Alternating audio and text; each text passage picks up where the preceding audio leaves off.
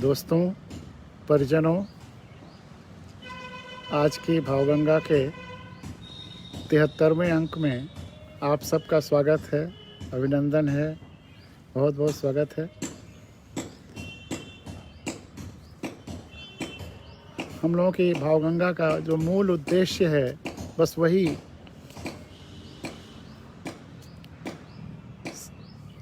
वसुधैव कुटुंबकम और सर्वे भवन्तु सुखिनः, सर्वे सन्तु निरामया।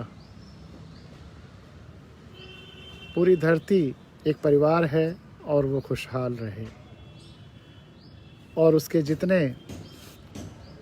संतानें हैं धरती की वो सब खुशहाल रहें।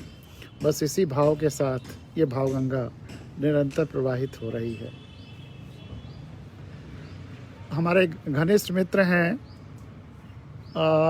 जिनका जो रिंग टोन है, उनको फ़ोन करिए तो जो टोन आती है वो है कि आँधियों का खैर मकदम करिए। तो आँधियों के खैर मकदम पे मुझे अपनी एक कविता अक्सर याद आ जाती है, तो आज मैं आपको वो कविता सुनाऊंगा और उसके बाद जो हम लोग हाइकू नुमा या हाइकू या क्षणिका जो भी कह लीजिए उस पर भी चर्चा करेंगे।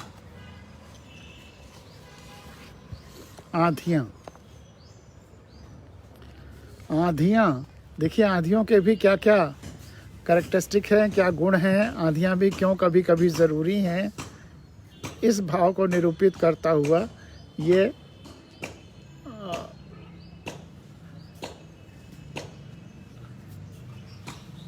कविता है। आँधियाँ भीतर से सूख रहे पुराने जर्जर पेड़, आँधियाँ भीतर से सूख रहे पुराने जर्जर पेड़ ज़रूर गिरा देती हैं, लेकिन बीजों की जमने की शक्ति तो नहीं मिटाती, न मिटा पाती हैं, लेकिन बीजों की जमने की शक्ति तो नहीं मिटा पाती। यहाँ एक बात ध्यान देने की है कि जैसे आँधियाँ पुराने जर्जर पेड़ गिरा देती हैं, क्योंकि आँधियों में अगर वो गिर जाते हैं तो नुकसान नहीं होता। आँधियों में ज़्यादातर लोग घर के अंदर रहते हैं, पेड़ पौधे वनस्पतियाँ कहीं छिपे रहते हैं। अगर नॉर्मल टाइम में वो गिरें तो कितना नुकसान हो सकता है, लोगों के ऊपर गिर जाएं। तो आँधियों में गिर जाना उनका सुरक्षित है।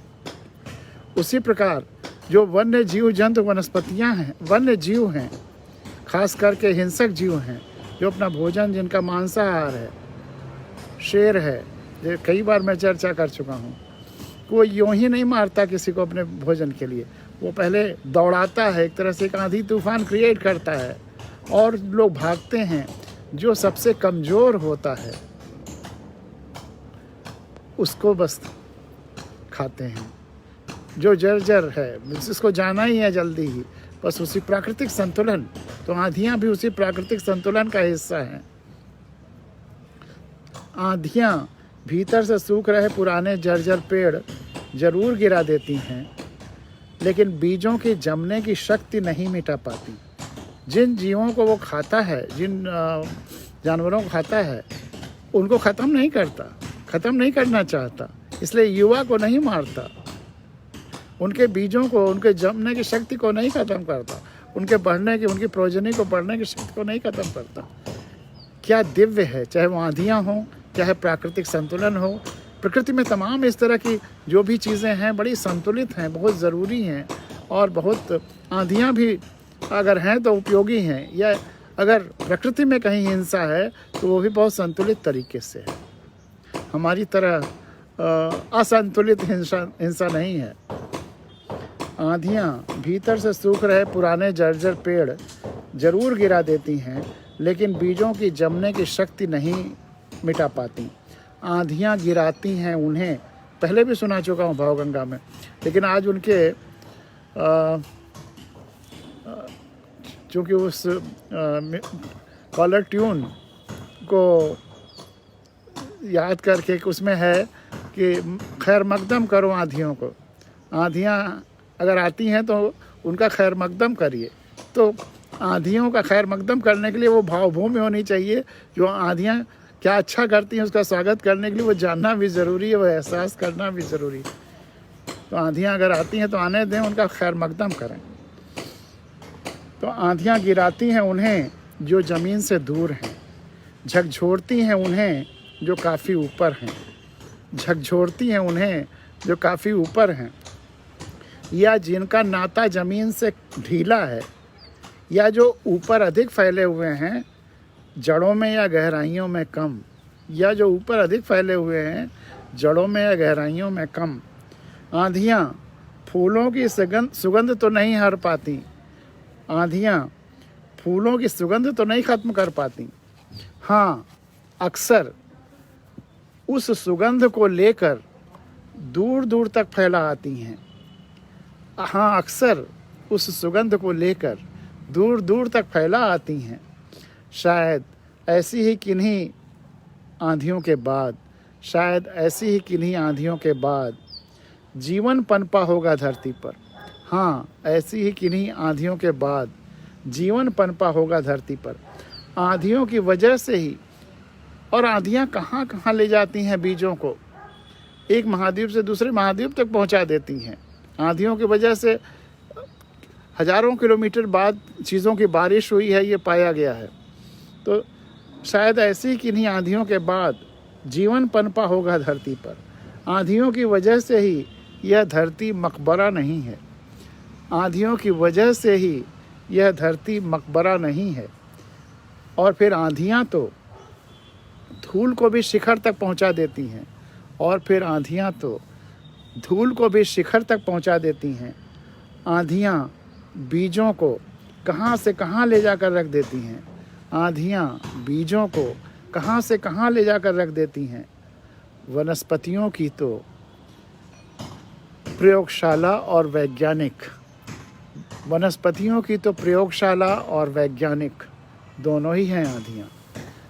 आंधियों की तो प्रयोगशाला और वैज्ञानिक दोनों ही हैं आंधियाँ। और यह आंधियों की वजह से धरती मकबरा नहीं है, इस पर मेरी एक कविता है जो सुनाया भी है पहले, लेकिन चूंकि इस संदर्भ चला तो आज अगर जल्दी मिल जाएगा तो आज, नहीं तो फिर कल उसको सुनाएंगे। ये मकबरे हैं। और चाहे ये आंधियाँ हों जो प्राकृतिक हैं उनके बारे में, या कोई व्यक्ति अगर पूरी शक्ति से अपने पूरी इच्छा शक्ति से, मानसिक शक्ति से, शारीरिक शक्ति से सबके कल्याण के लिए कुछ करता है, तो उससे एक हलचल, एक आंधी पैदा होती है, निश्चित ही पैदा होती है। उस पर एक छोटी सी और कविता है, तहलका। तहलका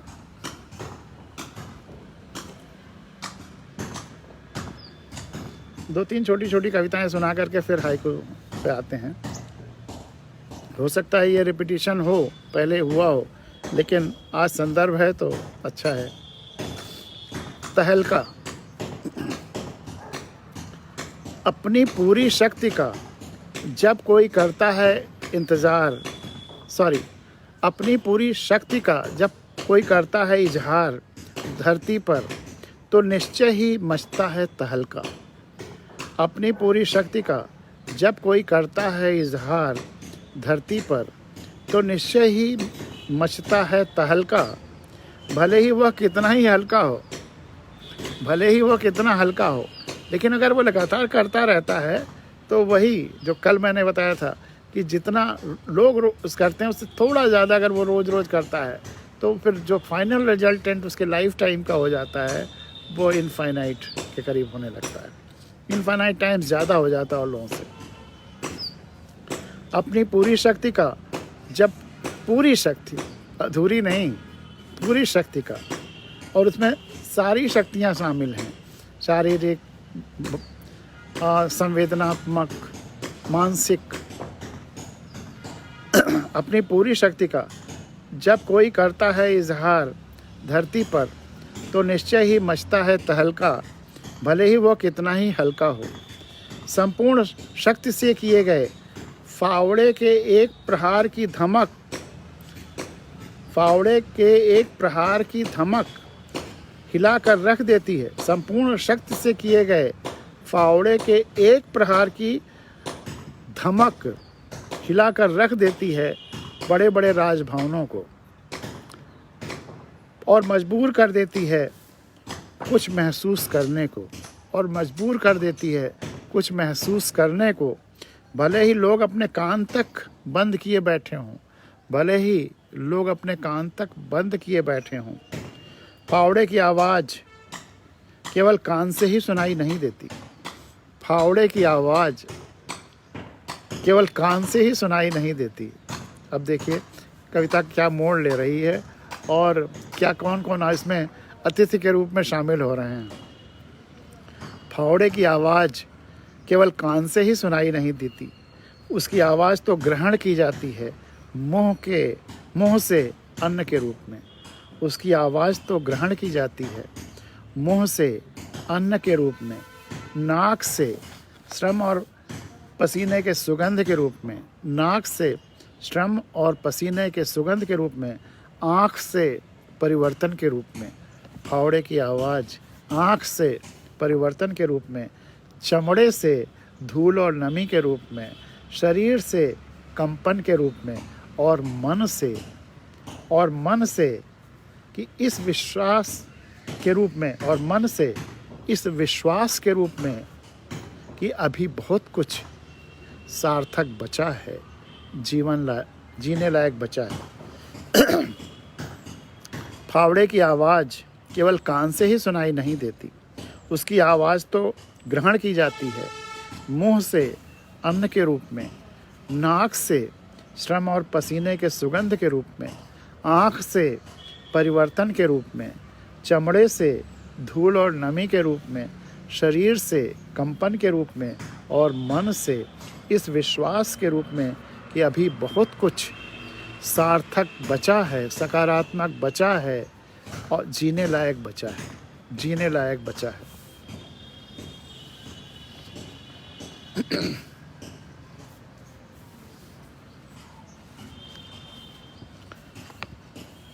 एक और छोटी सी कविता देखिए। चंदन वन, चंदन वन। हमने चंदन वन काट डाले और अपने अपने घरों में सुलगा लीं चंदन की अगरबत्तियाँ। हमने चंदन वन काट डाले और अपने अपने घरों में सुलगा लीं चंदन की अगरबत्तियाँ। कितने दिन चलेंगी, जलेंगी, जल सकेंगी ये अगरबत्तियाँ। कितने दिन चलेंगी, जलेंगी, जल सकेंगी ये अगरबत्तियाँ।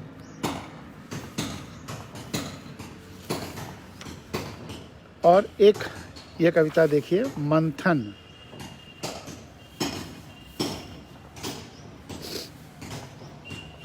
एक मंथन हुआ, ये आंधियों से जुड़ा हुआ ये भी है। एक मंथन हुआ, कुछ लहरें ऊपर गईं।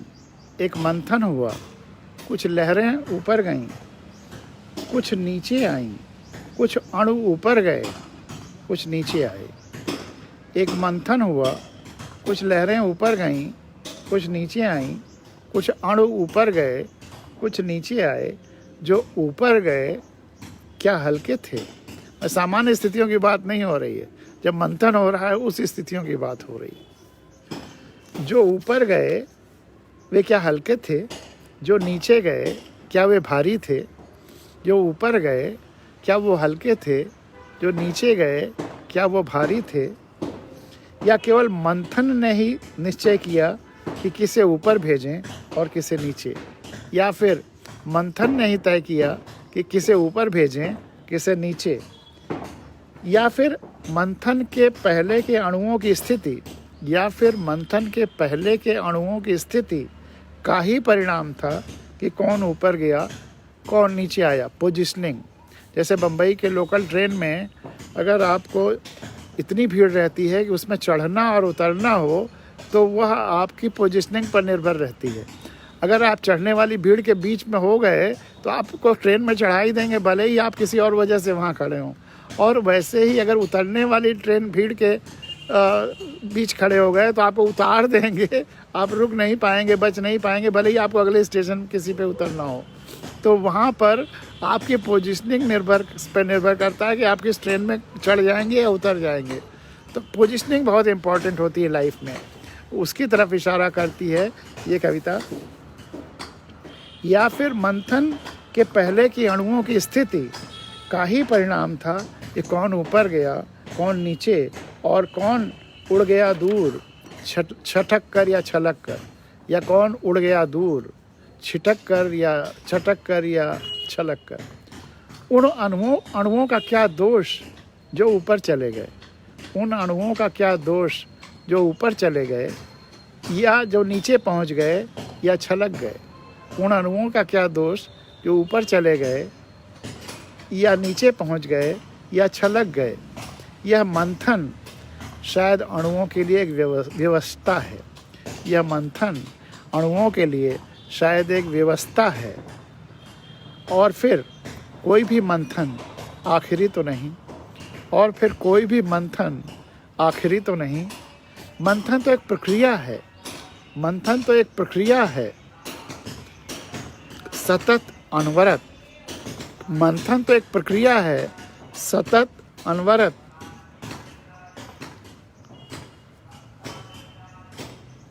इसीलिए मंथन ही है अणुओं के लिए, इसीलिए मंथन ही है अणुओं के लिए एक नई आशा भी। इसीलिए मंथन ही है अणुओं के लिए एक नई आशा भी। और अगली कविता देखिए, मुफ्त। मुफ्त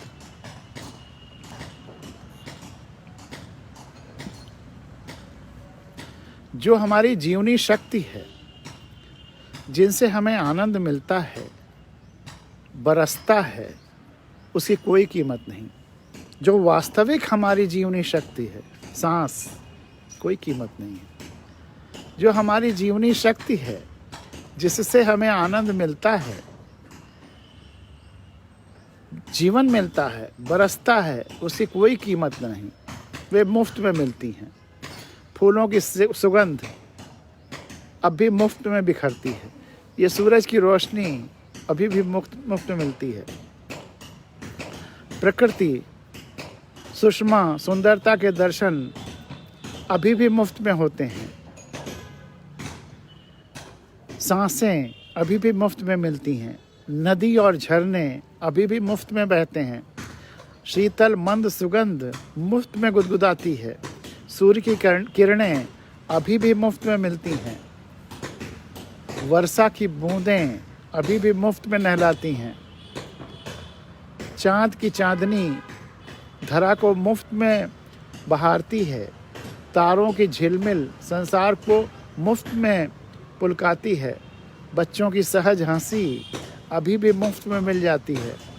और प्रेम, विशुद्ध प्रेम की अभी भी नहीं है कोई कीमत। और प्रेम, विशुद्ध प्रेम या संवेदना की अभी भी नहीं है कोई कीमत। और एक और कविता देखिए, इसको शायद कभी सुनाया भी है, लेकिन फिर आज देखिए। गंदगी। वृक्ष अपनी संपूर्ण तन्मयता से अपनी पत्तियों और फूलों को करते हैं धरती पर समर्पित। वृक्ष अपनी संपूर्ण तन्मयता से अपनी पत्तियों और फूलों को करते हैं धरती पर समर्पित।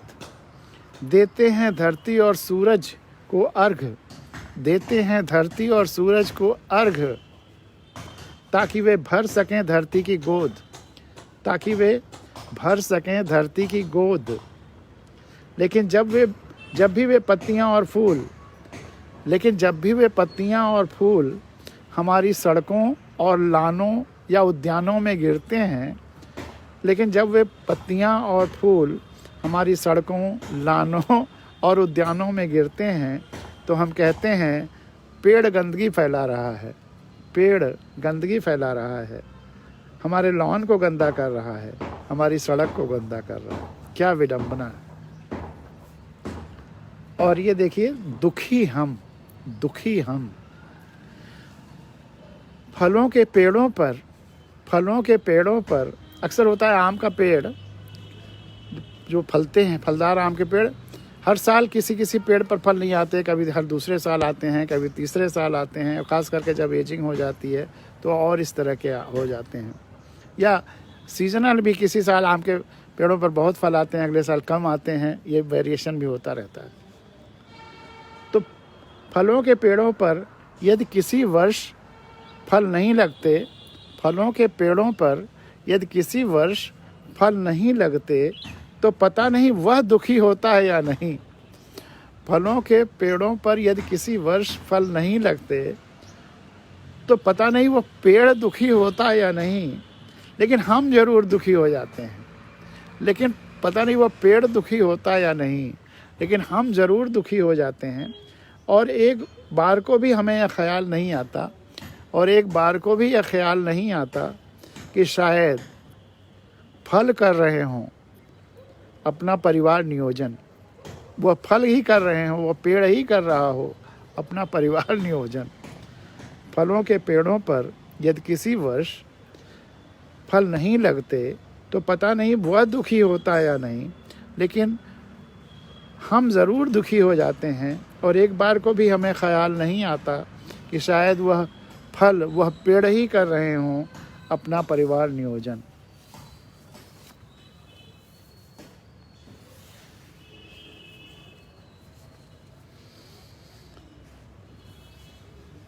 और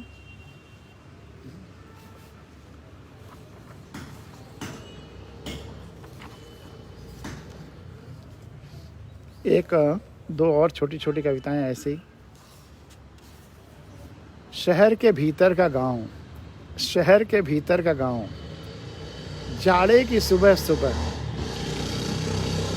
जाड़े की सुबह सुबह, सड़क के किनारे के पेड़ के नीचे, जाड़े की सुबह सुबह, सड़क के किनारे के पेड़ के नीचे, झरे हुए पत्तों के गद्दे पर, झरे हुए पत्तों के गद्दे पर चिड़िया फुदक फुदक कर रही थी धूप सेंक, चिड़िया फुदक फुदक कर सेंक रही थी धूप। आपने अक्सर ऐसे दृश्य देखे होंगे शहरों में। मॉर्निंग वॉक पे अगर आप निकलते हैं, सुबह कोई काम से निकलते हैं, तो ज़रूर देखा होगा। जाड़े की सुबह सुबह, सड़क के किनारे के पेड़ के नीचे, झरे हुए पत्ते के गद्दे पर, शब्दों पर ध्यान दीजिए, झरे हुए पत्तों के गद्दों पर, क्योंकि ज़मीन बहुत ठंडी हो जाती है, लेकिन वो पत्ते उसके लिए बिछौने का काम करते हैं और उस पर वो फुदकती है। और अपने बच्चे, अगर बच्चे हैं तो वो और आराम से फुदकते हैं कि वहाँ उतनी ठंडक नहीं रहती। जाड़े की सुबह सुबह, सड़क के किनारे के पेड़ के नीचे, झरे हुए पत्तों के गद्दे पर चिड़िया फुदक फुदक कर सेंक रही थी धूप।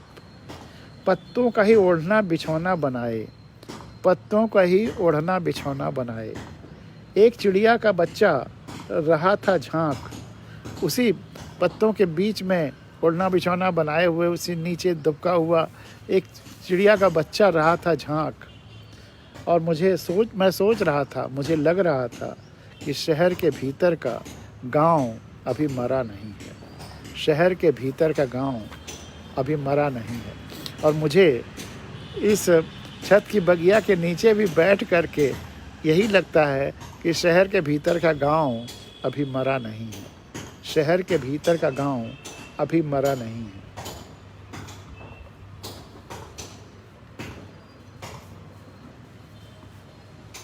एक और छोटी सी कविता देखिए।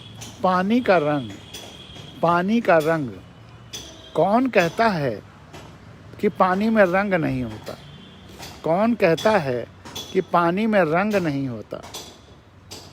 किसी कपड़े को पानी में भिगोकर तो देखिए, कौन कहता है कि पानी में रंग नहीं होता।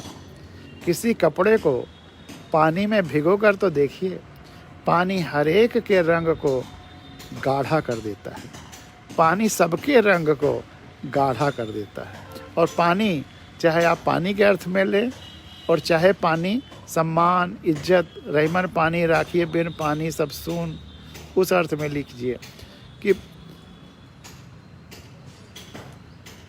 कौन कहता है कि पानी में रंग नहीं होता? किसी कपड़े को पानी में भिगो कर तो देखिए, पानी हर एक के रंग को गाढ़ा कर देता है। रहीम का दोहा कि रहीमन पानी राखिए, बिन पानी सब सून, पानी गए न उबरे, मोती मानस चून। चूने में भी अगर वो पानी ख़त्म हो गया तो वो भी ख़त्म, मोती में भी पानी अगर नहीं गया तो मोती भी ख़त्म, और मनुष्य का भी पानी अगर ख़त्म हो गया तो वो भी ख़त्म। तो पानी हर एक रंग के रंग को गाढ़ा कर देता है। और सफ़ेद जिंदगियां कैसे, जो उस बात को याद करिए, उसको मैंने कई बार बार कहा है। और वसुधैव कुटुंबकम के लिए उस कुटुंब में हमको जीव जंतु वनस्पतियों को भी शामिल करना है, प्रकृति को बचाना है।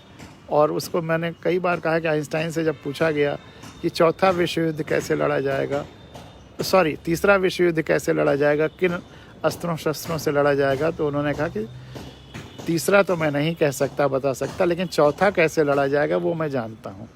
और चौथा फिर उन पत्थरों से लड़ा जाएगा, आदमी का सब कुछ नष्ट हो जाएगा, जो कुछ अब तक का क्रिएशन है, और फिर वो आदिम युग में पहुंच जाएगा। तो वो तो उन्होंने कल्पना की थी, लेकिन आदिम युग की तरफ यात्रा दरअसल उत्फुल्लता, प्रसन्नता हमें प्रकृति के बीच में ही होती है। और वह हमारे चेतन और चेतन मन में वह आदिम युग बसा हुआ है, और हम उसको या तो खुद क्रिएट करते हैं अपने आसपास, चाहे वो गमले के रूप में, पेड़ों के रूप में, लॉन के रूप में जो शहरों में आ गए हैं, या खुद यात्राएं करते हैं ऐसी जगहों पे जहां हमारा प्रकृति से सानिध्य हो। प्रकृति के बीच में कुछ समय रहने पे ताजगी, मानसिक शक्ति, सबका विकास होता है, हमारा संवेदना का विकास होता है, हमारी चेतना का विकास होता है, क्योंकि ये सब सत्संग है। पेड़ों के बीच में जा कर के रहना सत्संग है, उससे अच्छा सत्संग नहीं हो सकता। उनमें कोई दुर्भावना नहीं होती, वो देने के लिए ही हैं। और जो कम लेता है देता ज़्यादा है, वही तो असली देवता वही है। इसलिए मैं अक्सर बार बार कहता हूँ कि इंद्र जैसे ये लोग, ये देवता नहीं है कि किसी के अच्छे काम से उनका इंद्रासन डोलने लगे। ये जो दिख रही है प्रकृति, जो पंच तत्व हैं, यही देवता हैं। ये जीव जंतु वनस्पतियाँ जो हैं, यही देवता हैं। और ये सारे चेतना जिधर दिख रही है, ये सब देवता हैं। तो वो हम कहीं ना कहीं कॉन्शियस अनकॉन्शियस माइंड में उसी तरफ जाना चाहते हैं। इसीलिए ये एक कविता देखिए, सफ़ेद जिंदगियाँ।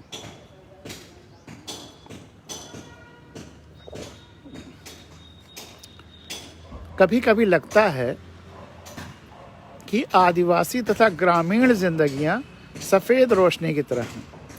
आपने साइंस में पढ़ा होगा या देखा होगा, या इंद्रधनुष कैसे बनता है यही देखा होगा, कि जब सूरज की किरण, सफ़ेद रोशनी एक बूंद से होकर के पास होती है, एक कोई टंगी हुई बूंद है अगर आसमान में, बहुत छोटी सी भी, तो उससे होकर के जब पास होती है तो 7 रंगों में बन जाती है, और 7 रंग पूरा दिखने लगते हैं, अर्धाकार।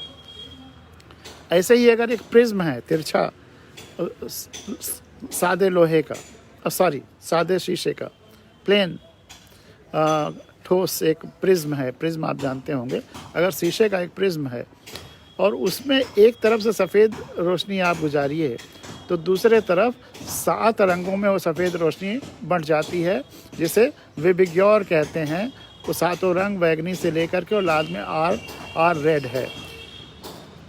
विबिग्योर, violet, indigo, blue, yellow, orange, red, इस तरह से वो 7 रंग आ जाते हैं। तो 7 रंगों, सफ़ेद रोशनी जब प्रिज्म से गुजरती है तो 7 रंगों में बंट जाती है। या ये एक तरह से वो माया उर्फ स्पेशलाइजेशन जो मैंने एक बार चर्चा किया था, तो एक तरह से ये जो 7 रंग जब जुड़े हुए हैं तो एक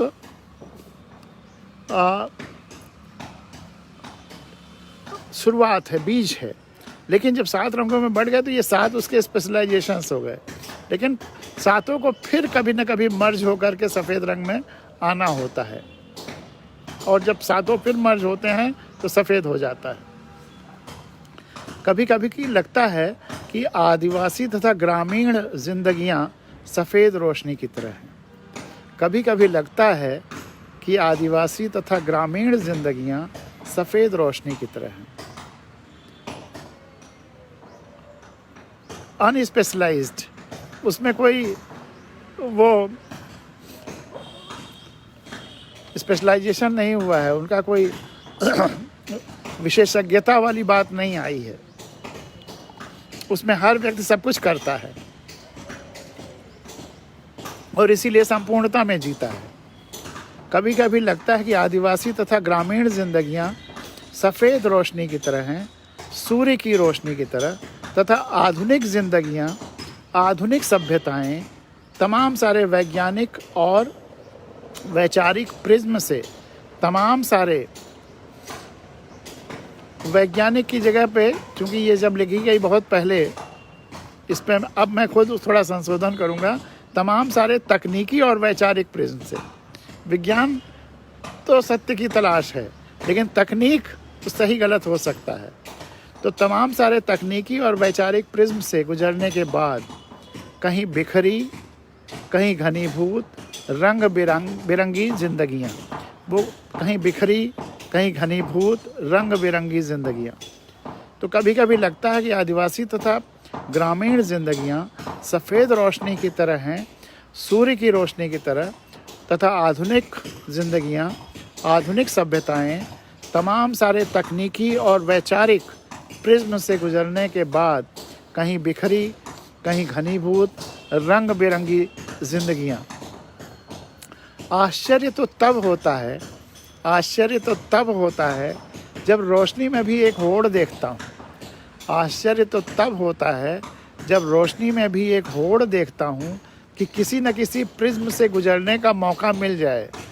आश्चर्य तो तब होता है कि रोशनी में भी एक होड़ देखता हूँ कि किसी न किसी प्रिज्म से गुजरने का मौका मिल जाए। हम सबको ये इसमें ये होड़ लगी रहती है कि इस गुजर जाएं, या इस वैचारिक प्रिज्म से गुजर जाएं, या इस सभ्यता के दौर के इन सुविधाओं के प्रिज्म से गुजर जाएं। निश्चय ही कभी न कभी इन प्रिज्मों से गुजरने वालों के मन में, निश्चय ही कभी न कभी गुजरने वालों के मन में यह इच्छा जरूर उभरेगी। निश्चय ही इन प्रिज्मों के से गुजरने वालों के मन में, चाहे वो तकनीकी प्रिज्म हो, चाहे वैचारिक प्रिज्म हो, चाहे सुख सुविधाओं का प्रिज्म हो, इससे गुजरने वाले लोगों के मन में, इन प्रिज्मों से गुजरने वालों के मन में ये इच्छा ज़रूर जागेगी कि काश उन्हें एक उल्टे प्रिज्म से गुजरने का मिल जाए, काश उन्हें एक उल्टे प्रिज्म से गुजरने का मौका मिल जाए। इन्वर्स प्रिज्म, एक प्रिज्म से, अगर ये भी एक्सपेरिमेंट किया गया है विज्ञान में, एक प्रिज्म से एक सफ़ेद किरण को गुजारा गया, वो 7 प्रिज्मों में बंटी, लेकिन 7 प्रिज्मों में बंट करके दूसरे तरफ अगर वो यात्रा कर रही, वहाँ एक इन्वर्स प्रिज्म जिसका सर नीचे हो और बेस ऊपर, ऐसे सर नीचे और बेस ऊपर, इस तरह का अगर प्रिज्म से फिर उस रोशनी को गुजार दिया जाए तो दूसरी तरफ फिर वो एक सफ़ेद किरण एक निकलती है। तो निश्चय ही कभी न कभी इन प्रिज्मों से गुजरने वालों के मन में ये इच्छा ज़रूर उभरेगी कि काश इन्हें एक उल्टे प्रिज्म से भी गुजरने का मौका मिल जाए, काश वे फिर सफ़ेद रोशनी बन जाएं, काश वे फिर सफ़ेद रोशनी बन पाएँ, काश 5 स्टार होटलों में रहने के बाद, काश इन 5 स्टार होटलों में या उन सरीखे सुविधाओं के साथ रहने के बाद फिर एक बार झोंपड़े में, खुले मैदान में रहने की कला आ जाए, झोंपड़े में, खुले मैदान में रहने की कला आ जाए, मिट्टी में खेलने की, खुलकर लोट-पोट करने की, या कोई अच्छा सा 7 स्टार होटल मिल जाए, या कॉटेज मिल जाए, 7 स्टार कॉटेज मिल जाए। मुझे बड़ा आश्चर्य हुआ, एक बार मैं गया तो एक 5 स्टार होटल में गया, वहाँ पता चला कि बहुत महंगे कुछ कॉटेजेस हैं, 7 स्टार कॉटेजेस। तो मैंने कहा क्या कि चलो देख तो लें कि क्या है ये 7 स्टार कॉटेज। समुद्र के किनारे था होटल और कुछ नहीं था, केवल गांव का हम लोगों का जो झोपड़ी है वही है। तो निश्चय ही कभी न कभी इन प्रिज्मों से गुजरने वालों के मन में यह इच्छा ज़रूर उभरेगी कि काश इन्हें एक उल्टे प्रिज्म से गुजरने का मौका मिल जाए, काश वे फिर सफ़ेद रोशनी बन पाएँ, काश 5 स्टार होटलों में रहने के बाद या उन सुख सुविधाओं में रहने के बाद फिर एक बार झोपड़े में, खुले मैदान में रहने की कला आ जाए, मिट्टी में खेलने को, प्रकृति के बीच नाचने गाने को, पानी में आषाढ़ में नहाने को, बारिश में मिट्टी में खेलने को, खुलकर लोट-पोट करने को कोई अच्छा सा 7 स्टार कॉटेज आ जाए। उसी पर मेरी एक कविता है ना कि जो पहली खुशनुमा बारिश सोंधी मिट्टी वाली आषाढ़ में होती है, पहली बारिश, तो वो खुशबू और वो गर्मी से राहत, वो ताजगी, हर व्यक्ति का मन करता है कि इसमें नाचें गाएं। हर आदमी का मन मोर की तरह फुदकने लगता है। लेकिन हमको डर नहीं लगता उस पानी में जाने, नहाने या भीगने में। डर किसे लगता है? हमारे कपड़ों को और हमारे जूतों को। और हम अपने कपड़े को और जूतों से अपने को इतना आइडेंटिफाई कर लेते हैं कि कपड़ों और जूतों के डर को अपना समझ लेते हैं और उस बारिश से परेशान होने लगते हैं, उसमें भीगने की इच्छा को मार करके और उस डरने लगते हैं। तो काश वे फिर सफ़ेद रोशनी बन जाएं, काश 5 स्टार होटलों में रहने के बाद फिर एक बार झोपड़े में, खुले मैदान में रहने की कला आ जाए, मिट्टी में खेलने को, खुलकर लोट-पोट करने को कोई अच्छा सा 7 स्टार कॉटेज मिल जाए। तो दरअसल ये प्रकृति तो अनंत स्टार कॉटेज है। इसके बीच में जब हम, या अनंत स्टार है, इस अनलिमिटेड स्टार है, इसके बीच जब हम जाते हैं तभी असली आनंद आता है। तो ये सब आज छोटी छोटी कविताओं का सिलसिला रहा और ये हमारे मित्र के उस ट्यून से, रिंग टोन से उभरा जिसमें है कि आँधियों का खैर मकदम करिए। तो आँधियों का खैर मकदम, प्रकृति का खैर मकदम, धरती का खैर मकदम, यही सबसे बड़ी पूजा है। अब हम लोग कुछ हाइकू और सुनाते हैं। 37 मिनट हो गए हैं, 50 मिनट के आसपास प्रोग्राम करेंगे, तो 13-14 मिनट में कुछ हाइकू और सुन लिया जाए। जो मेरा है वह मुझे मिलकर रहेगा, जो मेरा है वो मुझे मिलकर रहेगा, अनायास ही परिस्थितियों की लहरें उसे मुझ तक सौंप जाएंगी। अनायास ही परिस्थितियों की लहरें उसे मुझ तक सौंप जाएंगी। जो मेरा है वो मुझे मिलकर रहेगा, अनायास ही परिस्थितियों की लहरें उसे मुझ तक सौंप जाएंगी। आप जंगल के और उस नदी के समुद्र के किनारे घूमिए, देखिए लहरें क्या क्या लाती हैं। रत्न लाती हैं, मूंगे, मणियाँ, घोंघे, सब कुछ आता है नदियों के साथ साथ समुद्र के अंदर से। और वैसे ही हमारे आसपास भी तमाम सारी लहरें आती रहती हैं। वो पता नहीं किन व्यक्तियों को लाएंगी, किन संसाधनों को लाएंगी, किन चीज़ों को लाएंगी, किन भावनाओं को लाएंगी। और इसीलिए इसको भवसागर कहा गया है। भवसागर में लहरें तो आएंगी हमारे पास और हमारी तमाम सारी ज़रूरत की चीज़ें भी ले आएंगी, जिन्हें हो सकता है इस समय हम ना महसूस कर रहे हों, लेकिन वो ले आएंगी। जो जो हमें चाहिए होगा वो ले आएंगी। तो जो मेरा है वो मुझे मिलकर रहेगा, अनायास परिस्थितियों की लहरें उसे मुझ तक सौंप जाएंगी। आप सोचिए, अब तक आपको जो मिला है, कितना आपने चाहा है वो मिला है, और कितना जो सोचा भी नहीं था वो मिला है। परिस्थितियों की लहरों ने, इस भवसागर की लहरों ने आपको सौंपा है। तो इसलिए जो मेरा है वो मुझे मिलकर रहेगा, अनायास ही परिस्थितियों की लहरें उसे मुझ तक सौंप जाएंगी। इसमें बड़ी बड़ी अच्छी बातें हैं कि आप अक्सर पूजा में, बहुत सारे लोग पूजा में ईश्वर से मांगते हैं। आप विश्वास मानिए, आपको जो मिल सकता है आप उतना मांग ही नहीं सकते हैं। और ये सृष्टि, ये भवसागर कह लीजिए, एग्जिस्टेंस कह लीजिए, यह आपको इतना देता है जो आप कभी कल्पना भी नहीं कर सकते हैं। आप उतना मांग ही नहीं सकते, आपके कल्पना के बियॉन्ड देता है। भले ही आप नकारते रहें या आप स्वीकार ही न करें, लेकिन देता है। ये प्रकृति देती है, ये धरती देती है। तो हमेशा मांगने के समय सोचना चाहिए कि कहीं हम कम तो नहीं मांग रहे हैं, या ना मांगिए तब भी आपको जितना आप सोचते हैं उससे ज़्यादा मिल जाएगा। तो वह मेरा है, जो मेरा है वह मुझे मिलकर रहेगा। अनायास ही परिस्थितियों की लहरें उसे मुझ तक सौंप जाएंगी। हमेशा यही होता है। और अक्सर आजकल बड़ा मैं देखता हूँ संघर्ष, कुछ लोग स्त्री सशक्तिकरण और स्त्री विमर्श और इसी सब में करते हैं, और कुछ लोग अब उसके बाद प्रताड़ित पुरुषों का संगठन बनाने में लगे हुए हैं, और बड़ी अजीबो गरीब चीज़ें होती हैं। एक दिन एक हमारे मित्र ने एक महिला संगठन से परिचय कराने की कोशिश की कि आप तो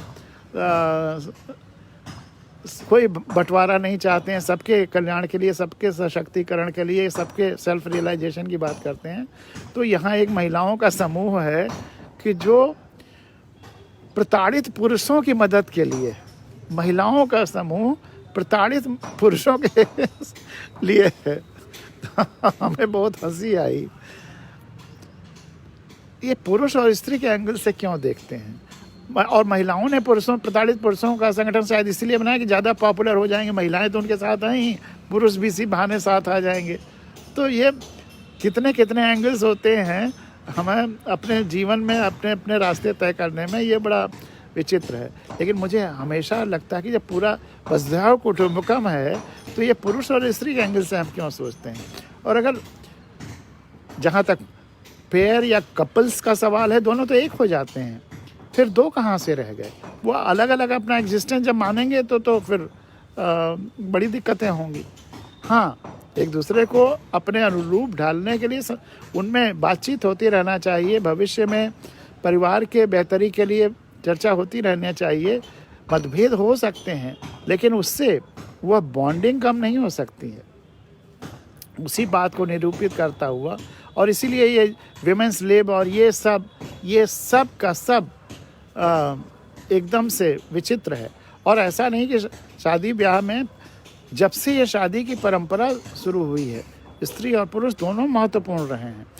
ज़्यादातर तो महिलाओं का ही ज़्यादा चला है, पुरुषों की तुलना में उनकी शक्ति ज़्यादा रही है, क्योंकि बच्चों को उन्होंने पाला पोसा है ज़्यादा, तो बच्चों की शक्ति भी उनसे मिल जाती है। वो अकबर इलाहाबादी का वो शेर याद करिए। ऐसे लोगों को मैं विमेंस लिव और इन सब मसलों पे मैं उनको अक्सर सुनाता हूँ कि होना है क्या इस मुल्क में तस्लीम नुस्वा से, होना है क्या इस मुल्क में तस्लीम नुस्वा से, वजूद इसके कि अब्बा और भी घबराएं अम्मा से। विमेंस लिव और विमेंस लिबरेशन और ये सब जो जितने इस तरह की बातें होती हैं,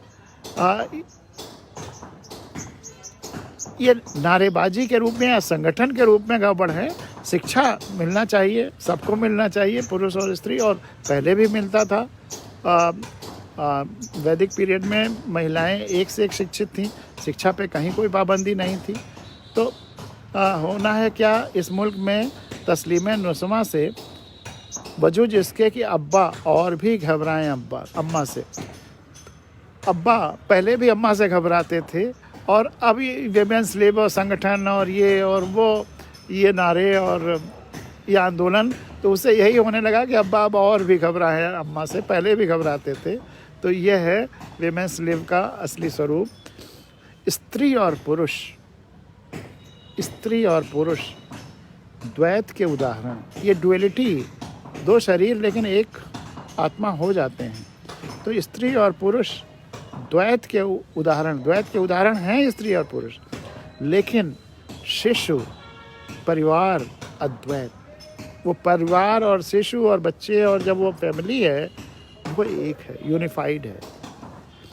स्त्री और पुरुष हैं द्वैत के उदाहरण, शिशु अद्वैत। और लोकतंत्र पर एक छोटी सी हाइकू है कि अब चींटियां भी व्यवस्था का भविष्य निर्धारित करने लगी हैं। अब चींटियां भी व्यवस्था का भविष्य निर्धारित करने लगी। चींटी और व्यवस्था की वो कहानी याद करिए। तोता, मैना, चिड़िया और चींटी और राजा रानी और वो उसका दाल का दाना कई बार सुनाया है, आपको याद भी होगा। तो अब चींटियां भी, लोकतंत्र का अर्थ यही है कि चींटियों का सशक्तिकरण। पहले एक व्यक्ति अवतार होता था, धरती को उधर जाना है, सुपर कॉन्शियसनेस की तरफ उधर जाना है जहाँ हर व्यक्ति अवतार हो जाएगा। तब ये धरती वास्तव में वह होगी जो वसुधैव कुटुंबकम का सपना है। हर व्यक्ति को अवतार होना हो, पूरी धरती को अवतारत्व प्राप्त करना होगा, उधर जा। सुपर कॉन्शियसनेस, श्री अरविंदों का भी जो कॉन्सेप्ट है वो उसी तरफ है और जाएगा, उधर जाना है, दिख रहा है। अब चींटियां भी व्यवस्था का भविष्य निर्धारित करने लगी हैं। और ये देखिए, यह महत्वपूर्ण नहीं है कि वह झुका। बहुत सारी बार हम लोगों को झुकना पड़ता है। यह सच है कि हमें कहीं भी रेजिस्टेंस, गलत काम हो रहा हो तो उसका विरोध करना है। किसी गलत बात को स्वीकार नहीं करना है। लेकिन कभी कभी दूसरों की खुशी के लिए झुकना भी पड़ता है। विरोध दर्ज करने के बाद भी कभी कभी झुकना पड़ता है। लेकिन उस झुकने की प्रक्रिया पर यह हाइकू है, यही महत्वपूर्ण नहीं है कि वह झुका, यह भी महत्वपूर्ण है कि वह कितनी देर में झुका। यही महत्वपूर्ण नहीं है कि वह झुका, यह भी महत्वपूर्ण है कि वह कितनी देर में झुका। कोई गलत काम हो रहा है, तुरंत तो हम नहीं उसको स्वीकार कर सकते, और हो सकता है हम कभी ना स्वीकार करें। लेकिन विरोध करने के बावजूद बाकी सब लोगों की खुशी के लिए कभी कभी उसे झुकना भी सही अर्थों में नहीं कहेंगे, हम एक्सेप्ट भी नहीं कर रहे हैं, चुप रह जाते हैं। जबकि सार्थक बेचैनियाँ होनी चाहिए, विरोध होना चाहिए। लेकिन विरोध करने के बावजूद, जैसे परिवार में अंधविश्वास है, आप विरोध कर रहे हैं, परिवार में कोई गलत चीज़, गलत मान्यता चल रही है, जो मैंने अक्सर कंडीशनिंग वाले एग्जाम्पल्स दिए हैं, चल रहा है। आप समझाते हैं लोगों को, विरोध भी करते हैं, लेकिन उसके बावजूद फिर लोगों की खुशी के लिए, क्योंकि आपको परिवार का वही संतुलन बनाना है, तो फिर इग्नोर भी कर देते हैं, अपने को ही झुका लेते हैं और होने देते हैं। तो उस भावना को है, लेकिन वो अभी तुरंत इजीली एक्सेप्ट नहीं करेंगे। आप उसको टालने की भरसक कोशिश करेंगे, लोगों की आंखों को खोलने की कोशिश करेंगे, लेकिन अनावश्यक संघर्ष से भी अवॉइड करने के लिए कभी कभी इस तरह से, जो बहुत कोर इश्यूज़ हैं, बहुत ब्लंडर्स हैं, उसका तो नहीं स्वीकार करेंगे, लेकिन बाकी चीज़ों पे एक हल्का फुल्का एक बीच का रास्ता निकालना भी जीवन के लिए ज़रूरी हो सकता है। तो यही महत्वपूर्ण नहीं है कि वह झुका, यह भी महत्वपूर्ण है वह कितनी देर में झुका। यह भी महत्वपूर्ण है कि वह कितनी देर में झुका। और दो हाइकू सुनाकर अपनी बात यहाँ ही ख़त्म करते हैं। ये पदार्थ और तरंगों के मिलन बिंदु पर ही, पनपते हैं चेतना के या जीवन के गुण। पदार्थ और तरंगों के मिलन बिंदु पर ही पनपते हैं जीवन के या चेतना के गुण। ये जितनी भावनाएं हैं, संवेदनाएं हैं, विचार हैं, चेतना है, ये सब तरंगे ही हैं। और पदार्थ, इन दोनों के जो मिलन बिंदु हैं उन्हीं पर जीवन के गुण पनपते हैं। पदार्थ और तरंगों के मिलन बिंदु पर ही पनपते हैं जीवन के गुण।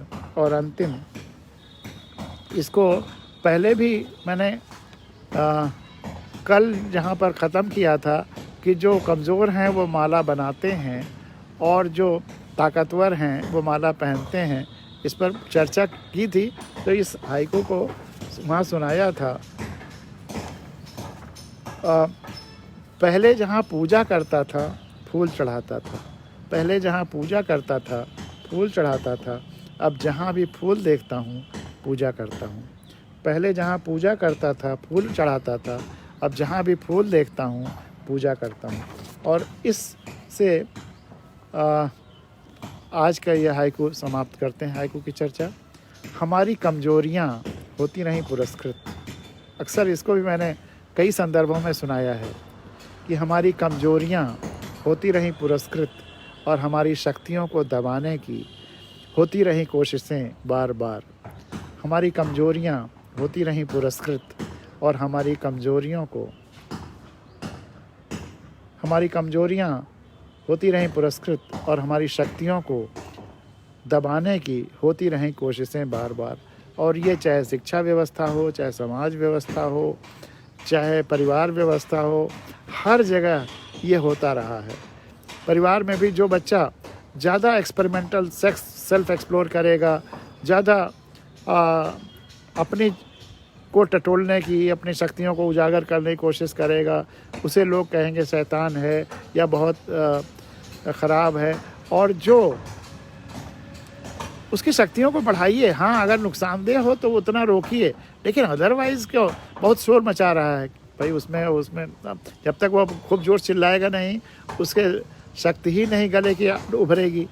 और वो खूब खेलेगा, कूदेगा, फेंकेगा नहीं। वो जो भी उसकी शक्तियाँ हैं उसको खिलने दीजिए। तो वहीं से पालन पोषण से ही हम उसको रोकना शुरू कर देते हैं, उसकी शक्तियों को दबाने लगते हैं। और जब बच्चा लगभग शांत और अकर्मण्य सा हो जाता है, उसको डांट करके हम ऐसा बना लेते, कहते ये बहुत सीधा है, उसकी बड़ी तारीफ होने लगती है। और जो जितना ही शक्तिशाली है और वो शक्ति का अपना एक्सप्लोरेशन कर रहा है, उसको हम कहते हैं बहुत ख़राब है, गंदा है।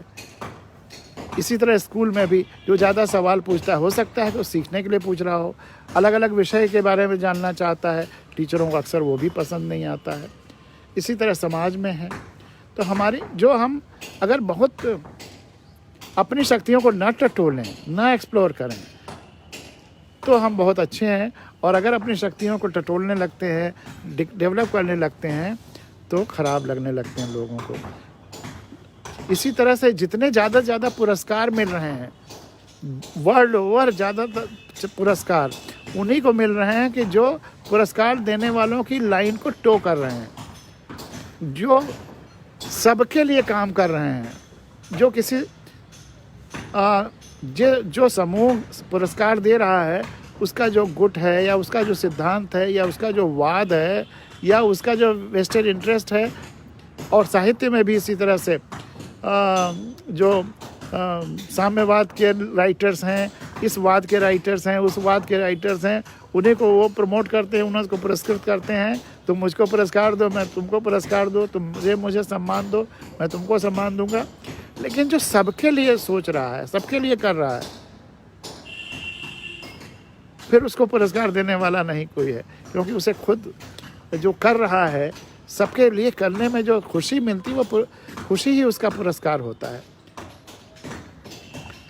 तो हमारी कमजोरियां होती रहीं पुरस्कृत और हमारी शक्तियों को दबाने की होती रहीं कोशिशें बार बार, चाहे शिक्षा व्यवस्था की हो, चाहे परिवार व्यवस्था की हो। एक ही चीज़, या पर्यावरण व्यवस्था को एक ही चीज़ करना है कि जो शक्तियां हैं वो उभरें। वही तो मुख्य काम है शिक्षा का और परिवार का और सबका दायित्व है। प्रॉपर नर्चरिंग वही है, लेकिन जो शक्तियाँ उभरें वह सबके कल्याण के लिए हो, सार्वभौमिक कल्याण के लिए हो, पूरी प्रकृति पूरी धरती के कल्याण के लिए हो। लेकिन हम तैयार करना चाहते हैं केवल हमारे गुट, हमारी जाति, हमारे धर्म सो कॉल्ड, या हमारे इस सीमित समूह के लिए ही बस ये काम आए, बाकी के लिए ना आए। ये जो घेराबंदी कर ली है शक्तियों के इस्तेमाल की, यहीं से सारा संकट शुरू हो गया। इसके बियॉन्ड जाकर के पूरी धरती के परिप्रेक्ष्य में सोचना है, पूरी धरती के परिप्रेक्ष्य में शक्तियों का विकास करना है, और यही मोक्ष है। मोक्ष और कुछ नहीं है। तो सब पूर्णता के लिए अपने अंदर की शक्तियों को निकालना, यही मोक्ष है। हमारी कमजोरियां होती रहीं पुरस्कृत, और हमारी शक्तियों को दबाने की होती रहीं कोशिशें बार बार। तो यह जो पुरस्कारों का उल्टा सिलसिला है, यह भी बंद होना चाहिए। इसी के साथ भावगंगा की आज की ये 73वीं कड़ी यहाँ समाप्त होती है। आप सबका बहुत बहुत धन्यवाद, जिसको आप इस तरह से सुनते हैं, इसका प्रचार प्रसार सुनिश्चित करते हैं, यूट्यूब पर सब्सक्राइब करते हैं और कराते हैं। और जिस तरह से भावगंगा आगे बढ़ रही है, बहुत आशाएं हैं। अभी तो हम लोग गंगोत्री में ही हैं, अभी हम लोग बहुत आगे नहीं जा पाए हैं, लेकिन यह शुरुआत है। अभी हम लोग गंगोत्री से धीरे धीरे आगे बढ़ रहे हैं। ये यात्रा भावगंगा की अभी वहीं है। कई इसकी धाराएं आपस में मिलेंगी, अलकनंदा और देवप्रयाग में, कर्णप्रयाग में, अलग अलग तीर्थ, और सब ऐसे ही होगा। लेकिन विशुद्ध पूरी धरती के कल्याण के लिए और वसुधैव कुटुम्बकम के लिए, सर्वे भवन्तु सुखिनः के लिए, और कोई भाव नहीं है इसमें। उसमें जीव जंतु वनस्पतियाँ सब शामिल हैं, पूरी प्रकृति शामिल है, पूरा ब्रह्मांड शामिल है। तो नमस्कार, फिर मिलेंगे कल। बहुत बहुत धन्यवाद।